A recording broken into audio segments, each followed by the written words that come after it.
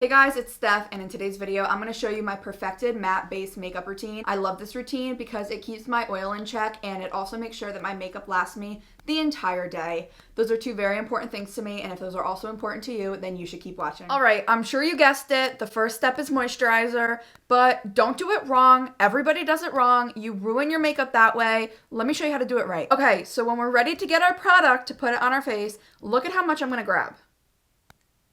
What? Literally only this much. I know it looks like nothing, but if you do too much moisturizer on your face for prep, you're going to have your makeup sliding around and it's gonna like pill and it's just gonna be gross. Don't do it. I know it feels like it's not enough, but I promise it is. Next up, grab a brush and your favorite foundation. My favorite foundation is the REM Beauty one. I love this one because it has a nice natural finish and it does not go anywhere all day long. It doesn't wear off. Like, this stuff is amazing. All right, now you're gonna notice a common theme here. We're not gonna do a whole lot of product. I'm gonna take my brush and I'm only going to do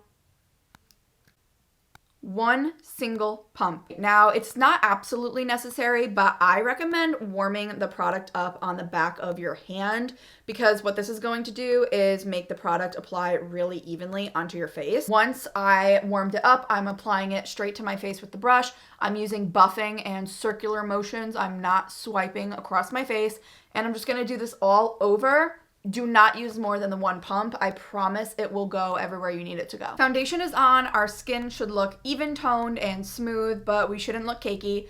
I'm now gonna go in with concealer. I've been using and loving the NARS Soft Matte Pot Concealer. There's a bunch of different concealers that you can use. I really like the Tarte and the Too Faced one. Those are a little bit different of a formula, but for today, I'm gonna go in with the NARS and I'm gonna show you how to use it effectively without making yourself cakey. I'm just grabbing a very tiny bit of this product on my brush. This is a MODA brush. I have a code for 10% off if you would like to get some. I'm gonna do the same thing as I did with the foundation, and I'm just going to warm it up on the back of my hand. This really works the product in to the brush and make sure that we get that even application, even with the concealer. Instead of doing big triangles under my eye or, trying to make any weird shapes, I'm just going to take the little bit of product that is on my brush and I'm applying it only where I have discoloration. For me, this is right under my eye. I tend to get a little bit of purple, but if you have blemishes, if you have any redness or, any other type of dark spot hyperpigmentation, this is where you'd want to use the concealer very sparingly and in light layers. Today, I'm not going to go in with any cream blush or cream bronzer, but this would be the time to do that.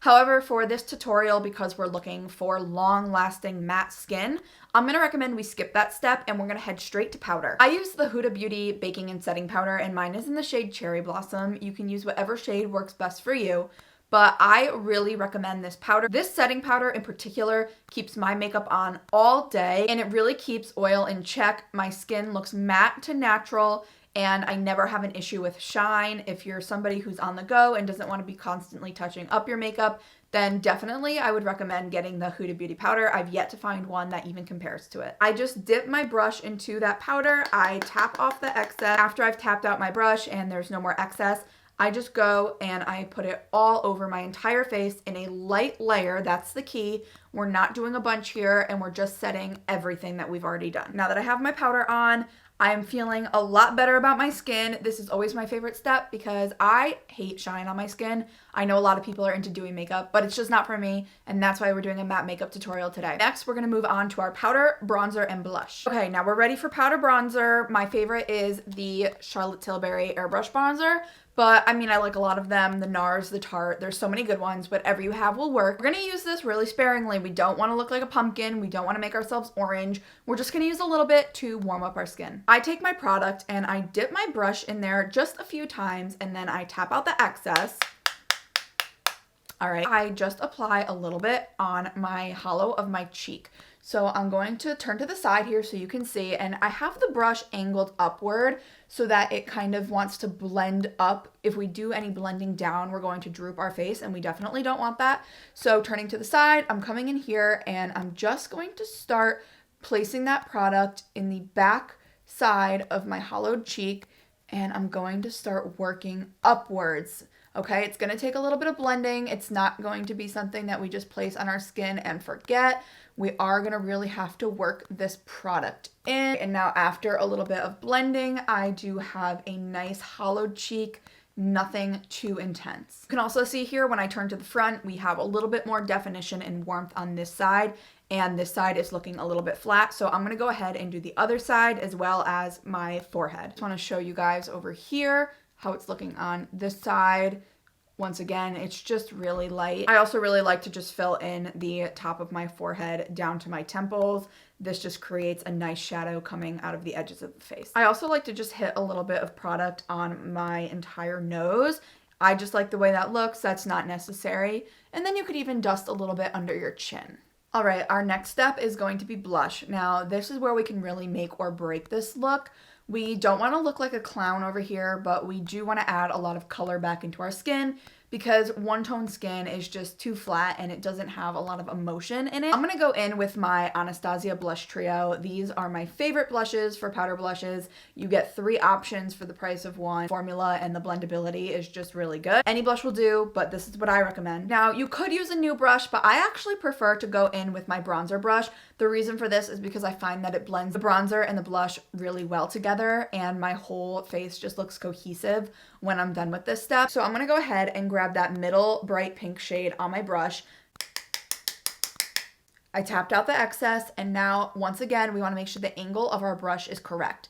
If this is the way my brush is angled and you can see it goes up here, I'm going to place it like this with the higher side pointing the top of my cheekbone, and I'm just going to place it right on the cheekbone. All right, I'm blending with dabbing motions. I'm not smearing this into my face, and I'm lightly working that product on. You can see the difference after one layer, but I'm gonna go ahead and add a second. I added my second layer, and this is what we're working with. It just brings back that nice color to the face, and now we're looking a little bit more alive. This is where I get a little bit crazy, and I do a lot more powder than what you might expect. But guys, this is how we get that ultra matte look, and I promise if you do everything correct, you work in light layers, and you don't overuse your products, it's going to be fine. I know people try to scare you away from powder, but powder is really what gives that blurring effect to the makeup.